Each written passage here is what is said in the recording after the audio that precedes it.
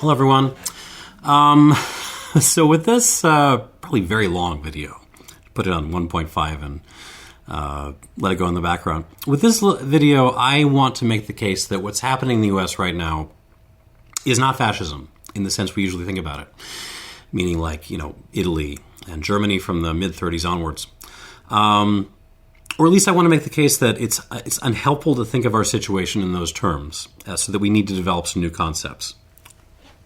By the way, I am currently enjoying my Edelbrand eau de vie of Imperial Stout here, because I wanted something a little bit light for this.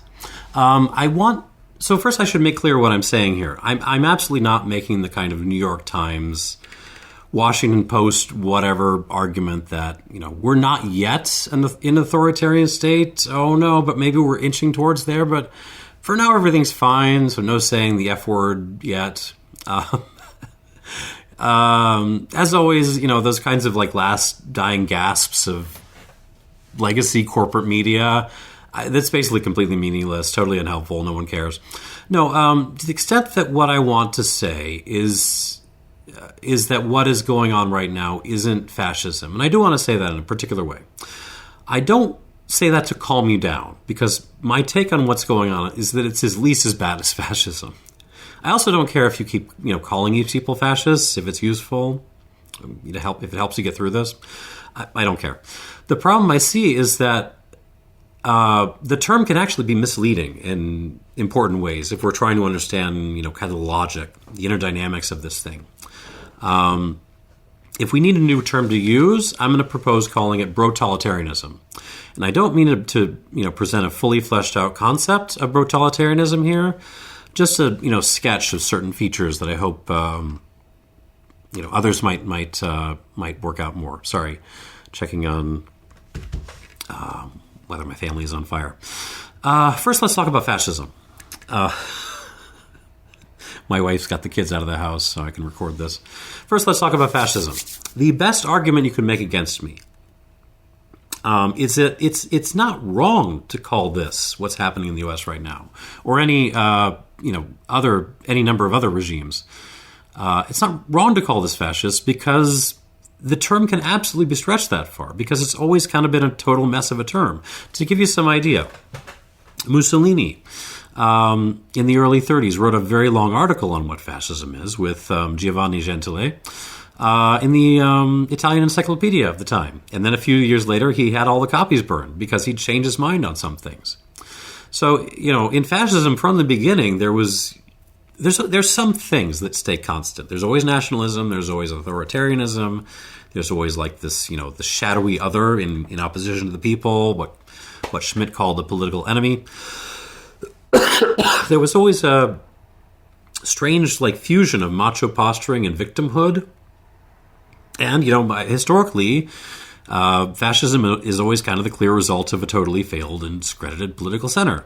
All of that should sound familiar to our situation. But the form that fascism took, especially in terms of policy and political economy, it was never completely consistent. Fascist regimes historically were always unstable. They were always kind of moving on to their next iteration. They were always reversing themselves, often because they were always failing.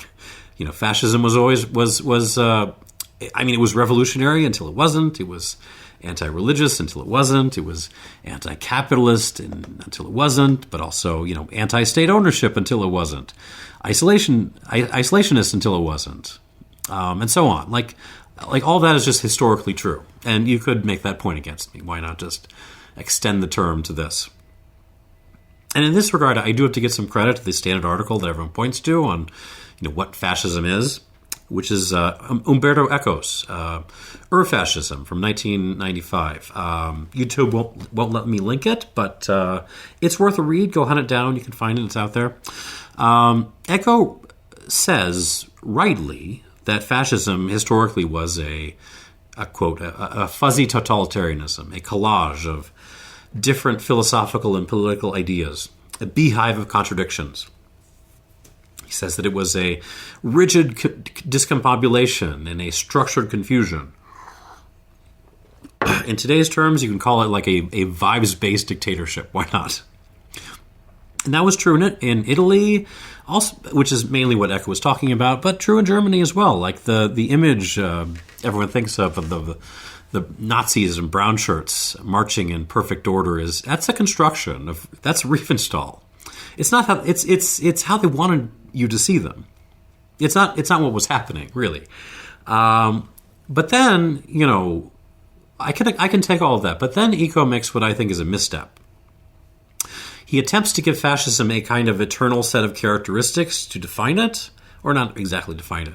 He recognizes that this is, in some sense, impossible because not all these characteristics may be present in any given case. But he can fix that by appealing to Wittgenstein. A core doesn't need to be present, so long as we have like this set of family qualities. But this project, it's still a project of offering a set of eternal characteristics, and that's why the title of the article is Ur-Fascism. It's abusing the German prefix. Primordial fascism. Fascism outside of time and history. But then my question is, to what extent is it useful to pull fascism out of history and out of its material facts? To what extent is it useful to lay out 14 qualities, only one of which ever needs to be present at a given time, Eco says, to allow fascism to coagulate around it? Because at that point, almost everything becomes fascism. At that point, you cannot use the concept to actually do anything. It just it's so broad it stops being useful. So against what Eco wants to say then, I think what differentiates fascism in its various phases from any other authoritarian ethno-nationalism you might point to, and I grant that. We ourselves are certainly in some kind of authoritarian ethno-nationalism. The way to differentiate fascism is what fascism was concretely doing in its different phases. The analysis that's useful, I would argue, isn't the one that kind of lists out all the ideological stuff that fascism was constantly juggling around. It's the one that gets at its policies and its political economy, at the inner dynamics that drove it along. All the better to actually understand it, which is kind of important if you're trying to find the vulnerabilities, if you happen to be up against such a thing. So another way to think about fascism, I'm saying, is through an approach that weirdly doesn't get talked enough about among the left, at least in this context, which is to say we could do a detailed, historically informed, materialist critique of fascism, and in a way that gets pretty particular and doesn't just say it's all capitalism, because that stops being useful real quick too. And if we're going to do that, then let's zoom in even further, I'm going to argue, because for the first decade and change of its life after the First World War, I think it's mostly going to be agreed that fascism was a total failure. Even in Italy, when it was in power, it just kind of lurched from one crisis to another. Where I think it's useful to focus in on is the phase where fascism found its footing, so to speak, when it started to work, and when it became, as a result, a full-blown world historical threat. And because I'm focusing just in that phase, I'm going to invent a new term. If Eco could use or abuse German prefixes and come up with Ur-Fascism, primordial fascism, I'm going to do the same. I'm going to term the period I'm talking about ge-fascism, using the ge prefix. Fascism, when it has kind of come together, as it were. Gefascism, as I'm calling this phase, emerges in 1934. I think that's pretty clear. That year goes as follows. Mussolini wins the very last general election in Italy in March. Mussolini and Hitler meet in mid-June. From the end of June to the beginning of August, Hitler purges the Nazi Party, assumes total control of the German government after the death of Hindenburg, and also very nearly invades Austria. Both of those characters vastly expand their militaries, and then in December you get the Abyssinia crisis, leading eventually to the total failure, the collapse of the League of Nations, and Italy's invasion and capture of Ethiopia, which is arguably the start of World War II. If it's not the start, it's at minimum like the red carpet, the bloody red carpet leading up to World War II. This year, 1933, is the moment when fascism goes from a series of incoherent manifestos and bar fights and policy failures to an international and economic success, and thereby a threat to the whole goddamn world. And what was ge-fascism? Fascism from 1934 until the turning point of the war. What was it? What defined it? It might have featured the ideologies that Eco talks about, but that wasn't new. The big change policy-wise was that it became aggressively expansionist. And importantly, it was expansionist because it put enormous emphasis on autarky. These regimes, as fuzzy as they were in their ideology and in their policies and the details of the policies, they wanted autarky. They wanted a totally self-sufficient powerhouse industrial economy. And so they sought out the strategic territories, the resources to feed those economies. And that created a feedback loop. Those industries, in turn, were heavily leveraged towards military production so that they could go out and, seize still more stuff. So the more tanks and planes and guns you have, the more land and power and resources you can get. And so then the more tanks and planes and guns you can make, right? And so the Italian economy, numbers are hard to come by, but the Italian economy under Mussolini was never especially successful. It never really transitioned to a full industrial state, but it never really did better than the mid-30s onwards during its war and occupation with Ethiopia. That was peak Italy, fascist Italy. And at that point, well over 10% of its GDP was going to military spending. That was what was driving it. Germany, which did much better with industry, did better with everything, they worked the same way. It was military spending that was doing this. Here's the dirty little secret that unlocks this. The fascists were all reading Keynes. During the 20s and the early 30s, when John Maynard Keynes, arguably the greatest economist of the 20th century, when he was still on the outs in British politics, even in America, it was the fascists who were actually reading the guy. They were first of all reading his book on the Treaty of Versailles because it was sympathetic to the losers in their situation. But they were also reading what he was saying about monetary and fiscal reform. They were reading his proposals to, counteract the dire social situation of the post-war world. Mussolini said in the late 20s, it's a terrible little book, but I'm just going to quote Mussolini. Quote, "Fascism entirely agrees with Mr. Maynard Keynes, despite the latter's prominent position as a liberal. In fact, Mr. Keynes' excellent little book, The End of Laissez-Faire, 1926, that's the book where Keynes really first pushes the need for state intervention in the economy. Those are the bones he kind of builds out from, the theory much, much more over the next 2 decades, but that's kind of where it starts. Back to Mussolini. So that book might, so far as it goes, serve as a useful introduction to fascist economics. There is scarcely anything to object to in it, and there is much to applaud." End quote. And accordingly, what you see in Mussolini's Italy, among other things, is a lot of state intervention, a lot of state spending into the economy, basically from the beginning.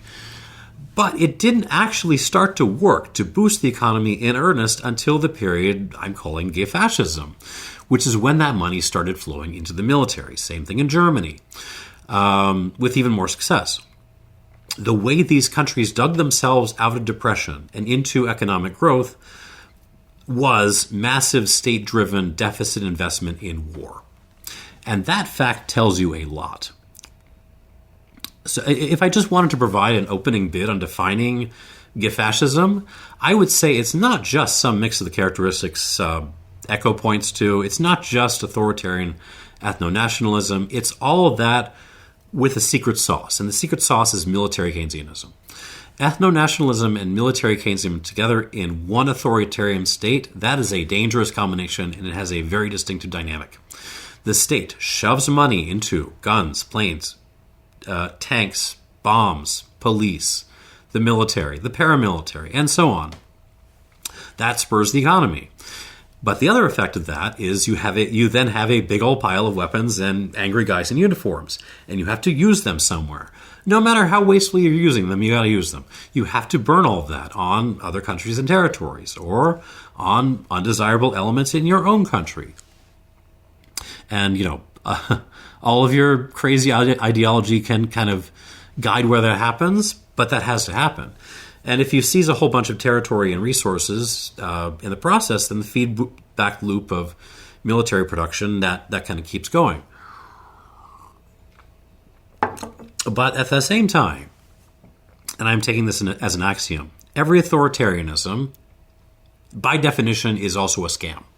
Someone somewhere will be making a ton of money off of it. They will be building a ton of power off of it. And in ge-fascism, the scam was clearly on behalf of the industrialists, especially the military industrialists, although not without benefits falling on the upper classes as well.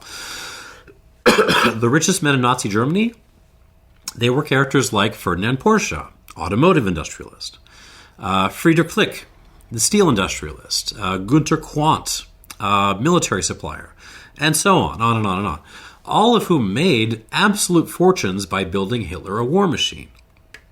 You also had the usual mix of like bankers and landowners. They also made a ton of money, but the industrialists were the ones who won out best. Italy is, I mean, it's a more complicated case because the records aren't as good as the Germans, because of the Germans. And because by the end, like so much of the economy was state controlled by the Institute for Industrial Reconstruction. But past the details, the story seems to have been pretty much the same. The guys who owned the factories, initially they tolerated the fascists because they provided labor discipline. But after that, once you get into this period I'm talking about, they made a ton of money off of the war spending. And the rest of the rich were all along for the ride. So let that be, a characterization of ge-fascism. And that's an awkward term, so I'm going to ditch it for now. From now until the end of the essay, I'm just going to say fascism proper. This was the fascism we think about first when we think about fascism. Yes, it's traditionalist. Yes, it's racist as shit. Yes, it's got all the ideologies that Eco mentions. Fine. But fundamentally, structurally, it is ethno-nationalist and it is authoritarian, and it orients itself towards industrial production driven by military Keynesianism. It arms itself. It uses those arms to expand, also to purge its own population, and the people who materially benefit are primarily the industrialists. But importantly, just like somewhat less horrific Keynesianisms like ours, this kind of state can still make and justify at least modest concessions to like normal people, normal residents. Like Hitler could give people health care, or at least that was Bismarck. Bismarck could keep Bismarck's system of universal health care because indirectly that benefits his industrial program, right? Mussolini developed a whole program of public works and social welfare. The flood of state money could get people into reasonably good jobs and a comfortable standard of living. My lighting has really gone to shit. At least until the wars got really bad. And even if like the final real beneficiaries of all this were the factory owners, they could give normal people something. So with all that discussion out of the way about what fascism is, I want to ask the question, is the current situation in the U.S. fascism by that standard? Is this a repeat of the fascism of the mid to late 30s? Or, as I think, is it something related but actually quite new? Let me give you some concrete examples to chew on to kind of set the puzzle in place. Consider our attack on Venezuela earlier this year. Because in some ways, that looked like a very fascist, expansionist authoritarianism kind of thing. We blow up a bunch of boats on the pretense of narco-terrorism. We thumb our nose at international law to doing so. And, we then blockaded Venezuela as the purported source of that narco-terrorism. And, but anyone paying attention knew we were pretty clear that our actual goal in all this was just controlling the oil. We even pirated a bunch of oil tankers, also in violation of international law. And all of this makes total sense under a fascist lens. You want autarky. So you want to conquer and occupy this and control this strategic piece of territory in order to take its resources and fuel further industry. And then you make up some pretense to justify doing it. But that's not what we, the U.S. actually did. What we actually did was we flew in, we blew a bunch of stuff up, we kidnapped the leader, flew him to New York. We didn't conquer anything. The same Venezuelan regime stayed in power, although with more willingness to send us oil because we had a gun at their head. And also Donald Trump got himself a, quote, foreign government deposit fund held in Qatar entirely in his name to collect all the money we can extract. And that's it. No territory is really under our control. There's no industrial buildup happening to use the new resources. We just created chaos. And along with that, a tiny handful of people seized a stupid amount of money. And normal Americans, at most, we had a brief moment where maybe we could feel like we had won something, even though we really got nothing out of it. Go USA. Same with Greenland, as a second example. From a fascist perspective, nothing could make more sense than conquering Greenland for its resources and strategic location. And if that starts a war, that's fine too, because war ultimately means more productivity. That's not what happened. The result of our threats against Denmark's territory was that we basically utterly broke the international order, which we created. We broke NATO as well, once again creating chaos. And what rose up at that moment was the Board of Peace. The Board of Peace, approved by the UN as part of a Gaza ceasefire deal. As long as we're talking another bizarre spectacle where nothing happened. Palestinians are still dying every day, but there was a show. The Board of Peace hit the stage as effectively the new international order. It's a pay-to-play club where Trump is the only guy with a veto. So again, threats, controlled period of chaos, a tiny group of very rich characters benefiting, not at all the military expansion fueling new industry that you would expect from fascism. I can keep going, and I will keep going. Trump threatened tariffs last year, which is a perfectly sensible fascist move. Because you want autarky if you're a fascist. You want self-sufficiency, so tariffs are good. Result, there's chaos. The market takes a huge dip on that threat for a day or so, and then Trump cancels the tariffs. So the market comes back up, and there's evidence of massive insider trading among the people who knew those announcements were coming, who made a ton of money. Also doesn't make a lot of sense from a fascist lens. And they just kept doing that, right, for a couple of months. Or, another example, Trump and our rubber stamp Congress sent $1 trillion to the Pentagon, to say nothing of DHS. Also totally sensible by fascist lights. We should be building up a really brutally capable military, according to them. In fact, we should be spending more like 10 or 12% of GDP versus our current 3 or 4. Except the Pentagon can't pass an audit. Like, the military industry is a black box. We have no idea what we're actually getting for our money. Enormous checks get written to Lockheed Martin, to Elon Musk and Palantir. And what we seem to be concretely getting out of it is barely functional boondoggles like the F-35. Or, another case, Trump announces mass deportations. Also a classic fascist move. Makes total sense. You're trying to eliminate the enemy within. So the feds dragnet entire cities. There's violence. There's torture, starvation, state murder, total chaos. And then it turns out that after people are rounded up and terrorized and thrown into goddamn warehouses, there's effectively no follow-through. The Majority Report recently did an interview on this. I think it was Klippenstein, don't quote me. You have a couple of ideologues interested in this, but for the most part, they don't really seem to care that much. It's as if beyond the chaos in these communities, and the investors in the detention centers making a ton of money, there's kind of total apathy about following whatever processes would make sure that these victims would actually be deported. My point is, If you judge all of this by the standards of fascism, it kind of makes no sense. It just seems like the U.S. is doing fascism in like this messy, incompetent, chaotic kind of way that just happens to keep making money for the same groups of people. More importantly, you find yourself, I would say, it's my argument, endlessly making the wrong guesses about what's happening. What I'm going to suggest is that there is a method to this madness, whether it's intended or accidental. I don't really care if they know what they're doing or not. But I do want to say there's a method, so that there is a better way to understand the dynamics of this regime. And for that, we need to think beyond fascism. We need to think about this thing as something related to fascism, not even unfascist in the sense that it's clearly authoritarian ethno-nationalism, it fits Eco's lists, that it even presents fascist a lot of the time. But it's a really fundamentally different thing from fascism. Back to my axiom. Every authoritarianism is a scam. Someone will be making a ton of money and building a ton of power somewhere.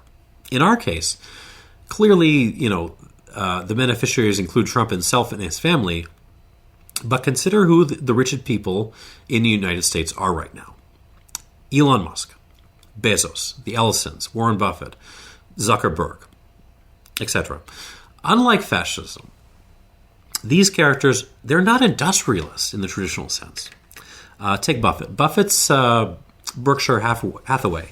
It might technically own production in chemicals, defense and aerospace, fast food, bunch of stuff. But what it is, it's a gigantic holding company that makes its money mainly through finance stuff. There's some insurance, there's some real estate, a little bit of tech, partial ownership of some of the largest monopolies in the country. But that's what, it's not production, it's financy stuff. Elon Musk, he makes some cars along the way, but Tesla's actual profits, they're an order of magnitude down from like Toyota. So that, Tesla as a productive company it's really just an anchor for the absolutely silly value of its stock. SpaceX, Starlink, they're military suppliers. That makes them a total black box, just as I've just talked about. You've got XAI and Twitter. You've got tech stuff. Tech stuff is its own topic, but it kind of follows the same logic.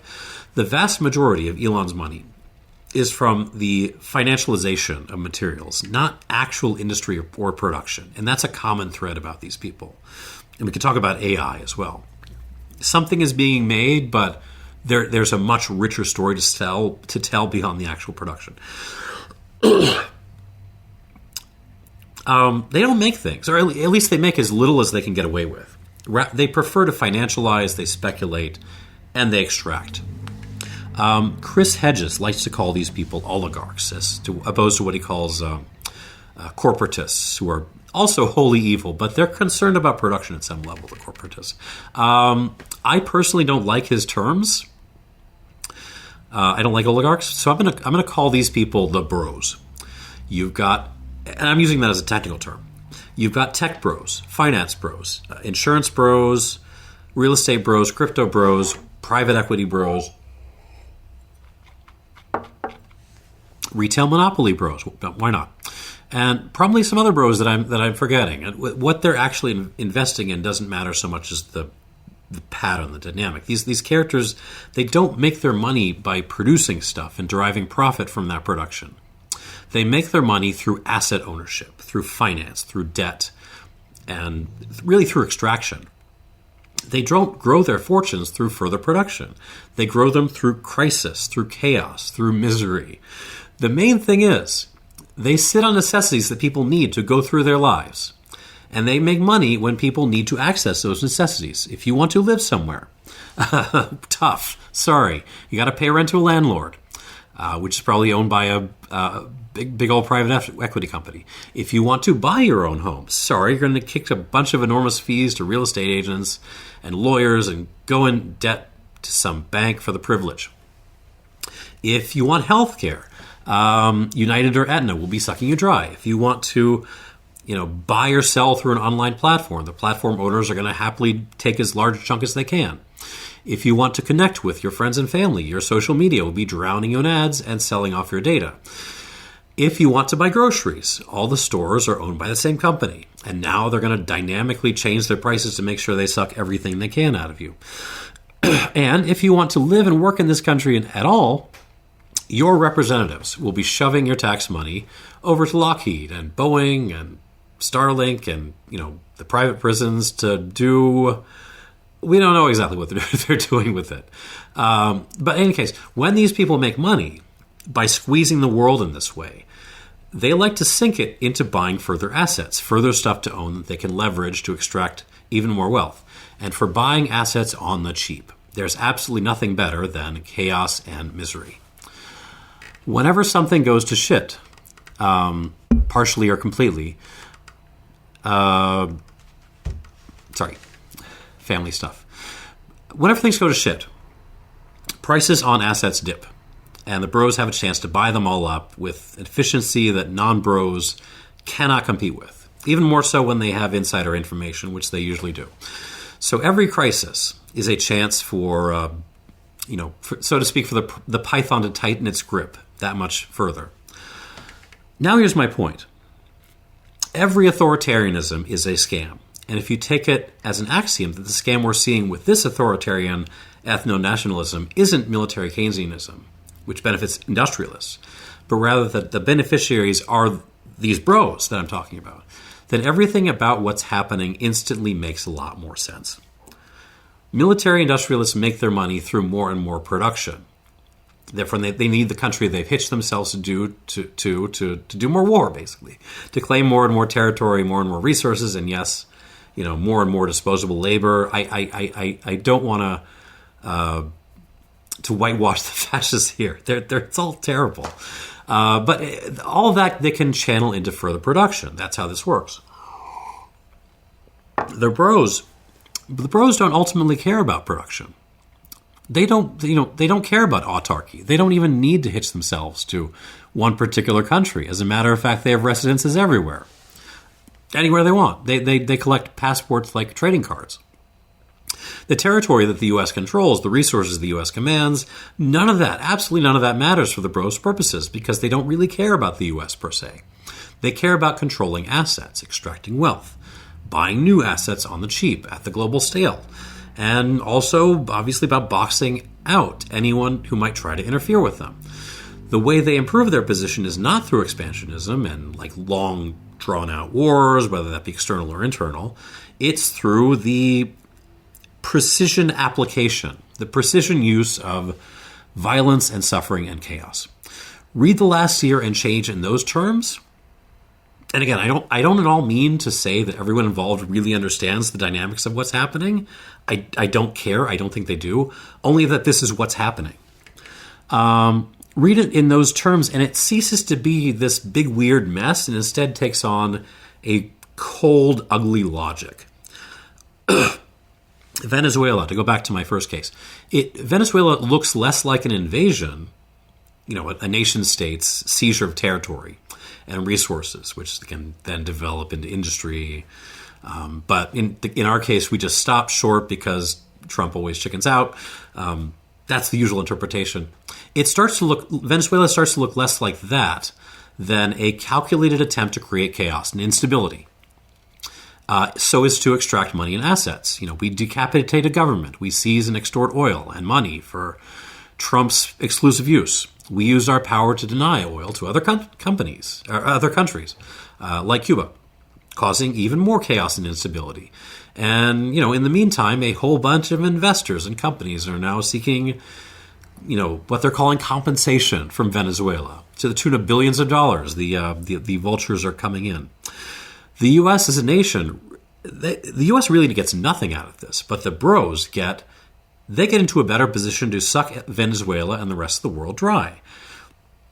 That's the logic of this. And it's not an accident that Trump comes out of real estate and gambling. He's clearly not a smart guy, but he has an instinct for this.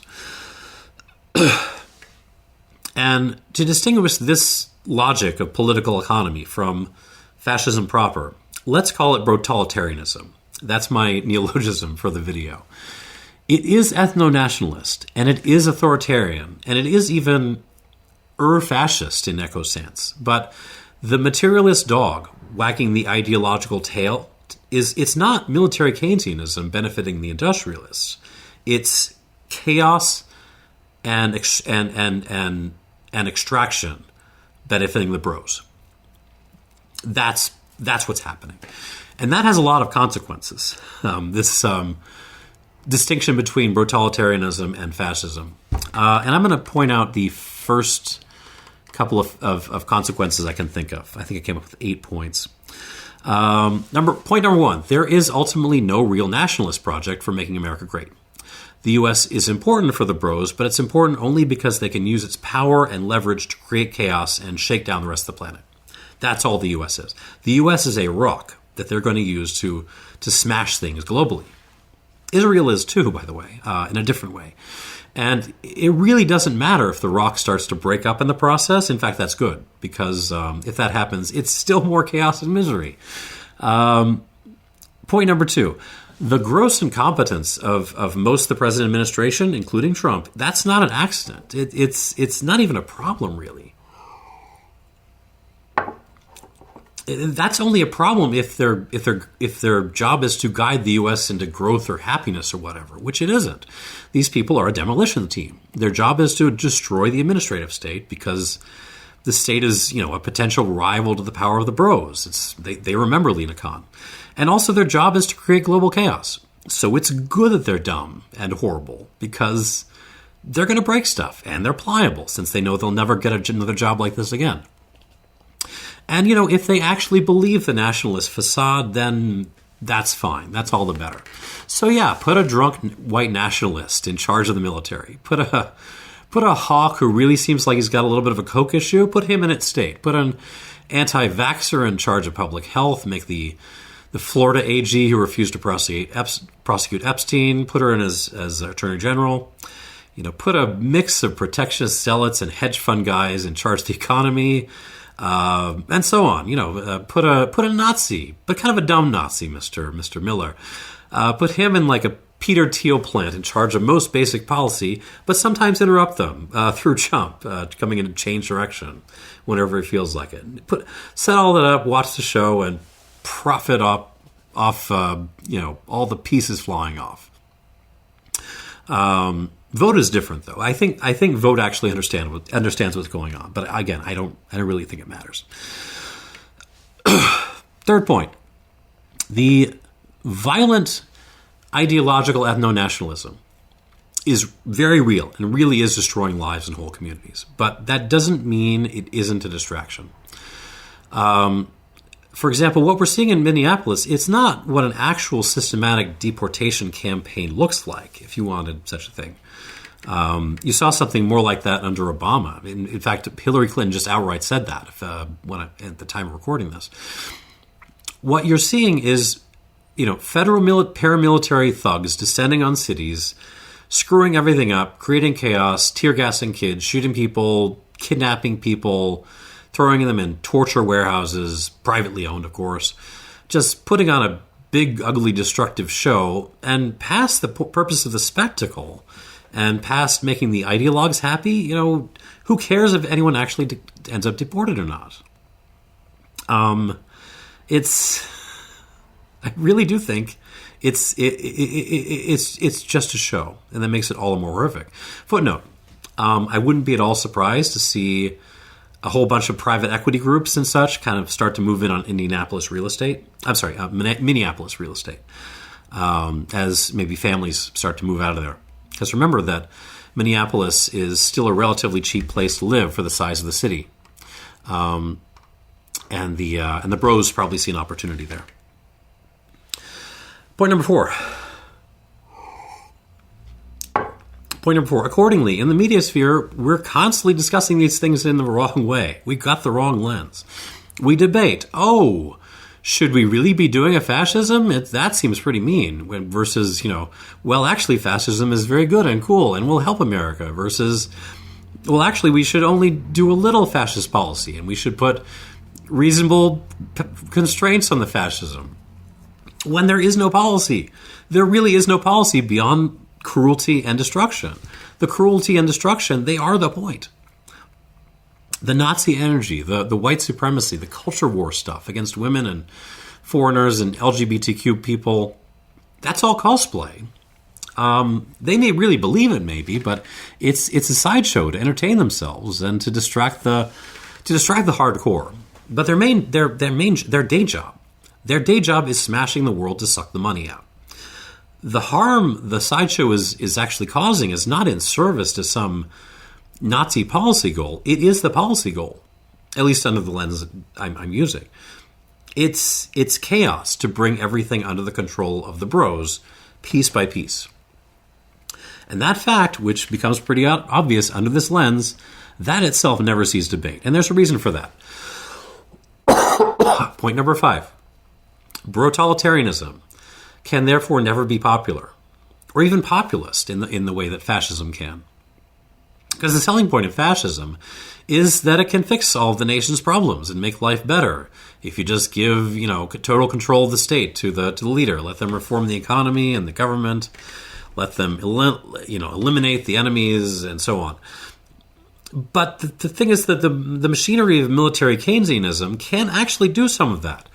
Mussolini could actually put people to work in industry with a living wage. Hitler could offer universal health care. Working people can kind of get by in fascism up until the war gets really ugly. And it does get very ugly up until some point. Brotalitarianism is different. Because the project is to keep everyone except the broligarchy in a basically constantly miserable, constantly chaotic state of debt peonage, they can never let working people get a decent wage or reasonable health care or a shorter work week or really anything. And plus anything they do already have has to be gradually pulled back, cut back. Even with the Nazi cosplay and everything else going on, even as a spectacle, even if some people like that, it's the kind of regime that is just never, ever going to have broad popular support. So, point 6. If the above means that brotalitarianism is in some sense weaker than fascism, at the same time it's going to be harder to remove. Because the real power behind brotalitarianism is basically independent of the regime itself, and even independent of the country, even though Trump and his cronies are themselves bros. You can't actually end brotalitarianism just by changing the regime. Mussolini was removed from power, and the process of defascification was begun by an independent political power in Italy, the king. Once the war became sufficiently disastrous, Nazis did insert Mussolini back in again when they made Italy their puppet state, but still, point is, once the fascists become kind of truly ruinous for their country, they can be removed in one way or other. And once Mussolini is out of power, or once Franco's out of power, or sidelined, once Hitler's out of power, once General Metaxas is out of power, that's mostly it. You can tear the system down and rebuild. Brotalitarianism, by contrast, they've already bought out those traditional alternative institutions of political power. They already own the king or whatever else is there. So a strong fascist state, what does a strong fascist state look like? It looks like a population where everyone informs against everyone else, or at least potentially. Partially out of real fear, but also because they've got a reasonable living standard. A strong brutalitarian state, it has a population who mostly hates the regime, and they can criticize it fairly openly, but it doesn't matter because the available opposition against it is controlled by those same forces. Fascists have to kill or jail their opposition. The bros can just buy them out or get them replaced with someone who is bought. So in the case of the U.S., having the radical centrist Democrats win control of the U.S. in 2028, that may end the Trump regime. It doesn't end the brutalitarian project. A President Gavin Newsom or whoever is going to decide to turn the page, right? We're going to move on. We're not going to weaponize the justice system. We'll let everyone involved walk. And they're going to basically keep the same policies in a softer form. And that's basically just warming the seat until the bros proper can win again, which they will, because the radical centrist regime won't be popular either, and because the far right is then the available alternative. A President Newsom in 2028 just sets up a President Fuentes in 2032. So, win or lose, brutalitarianism carries on. Point 7. I do think you're almost certainly going to see more military spending going forward, including the in the military proper, as well as our shiny new domestically oriented military, the secret police. But that shouldn't be mistaken for military Keynesianism in the sense that the fascists were doing it. That was a cycle of burning resources to drive industry to build a war machine to conquer more resources, with the industrialists profiting every time the wheel turns. Our military spending, by contrast, it's mostly a giveaway to the bros, because the bros don't care about the U.S. holding territory resources. We don't have a war machine in the same sense. We don't have a conquering machine, if you will. Something built to take and hold territory for the long term. I mean, as a percentage of the population, the number of people actually employed in the military has been in decline since the 70s. Like, currently only around 0.4% of the population is in the military. That's less than France. What we do have, along with some very rich contractors, is a lot of shiny, expensive weapons platforms to blow stuff up with, and some of it might actually work. So we're going to be using all that to rattle our sabers quite a lot, to cause chaos. And blowing up a lot of stuff to cause chaos. And, terrorizing and starving whole populations to cause chaos. Repeating the Gaza scenario as necessary as needed. But, the bros have seen the money drain that is Russia's invasion of Ukraine. They might even remember Iraq if they have a memory that long. That's not what they want. They want shakedowns, and they want to buy up bits and pieces after destroying something. They don't want invasions and occupations.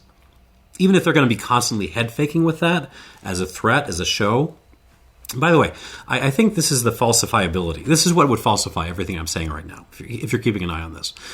The signal that we actually are in fascism or ge-fascism and not brotalitarianism, as I'm laying it out, would be a clear turn towards this kind of military expansionism, complete with old-fashioned invasion and occupation. We'll see. But it's not something I see happening now or in the future. But if I'm wrong, that's where I'll be wrong. Point 8, last one. The way you have to fight brotalitarianism and beat them has to be different from the way you fight fascism.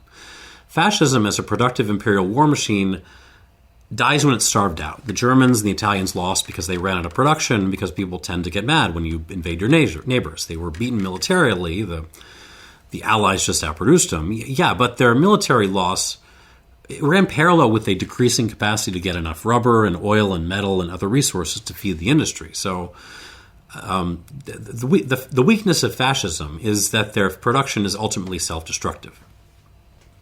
I think the weakness of the bros, by contrast, is that they are hardly productive at all, that they're anti-productive, that they are parasitic upon the productive economy by their nature. What ultimately killed agricultural feudalism, to cite a parallel case of extraction as economic first principle, what killed agricultural feudalism was the movement of labor to where the production was actually happening, which at the time was industry in the cities, largely beyond the control of the nobility. And in parallel, the migration of political power to the cities. We won't see exactly the same thing in brutalitarianism, but I think there could be something analogous. The way out of this is to build up alternative centers of power beyond the control of the bros, where political power and production and culture, to some extent, can migrate to. This will always be precarious because the bros will absolutely try to grab those centers as they come up. And when that happens, everyone will just have to move on. So the resistance will have to be nomadic, basically. But to the extent that these centers are built, even if they are precarious and imperfect and have to be mobile, basically, more and more people will choose to escape the world that is, slowly strangling itself to death. Or maybe they just get squeezed out of it, because such centers will serve as a sphere where things can actually happen.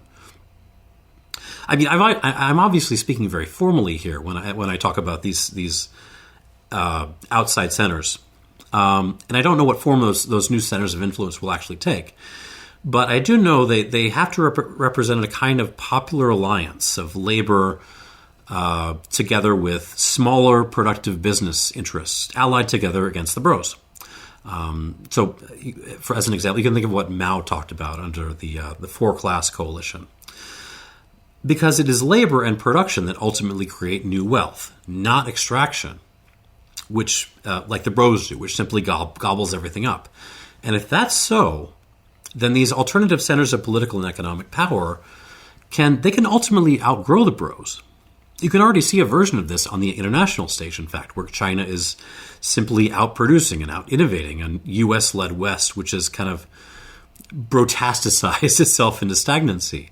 The trick is going to be for us to duplicate that opposition within the U.S. against the broligarchy, which is still in charge. All right, so I'm going to try to reach some kind of conclusion to this monster of a video. Here in the darkness of the broligarchy. If you want to keep calling these people fascists, that's probably fine. And I don't want to seem like a prick who just wants to nitpick your language. I really don't mind. What I do want you to understand and take away from this is that the fascism is a front. That's what the bros might want you to think that they're doing, whether you think that's good or not. And they might sometimes themselves really actually believe that's what they're doing. But what they're actually doing is a smash and grab. That's it. Brotalitarianism, it's not a vision for America.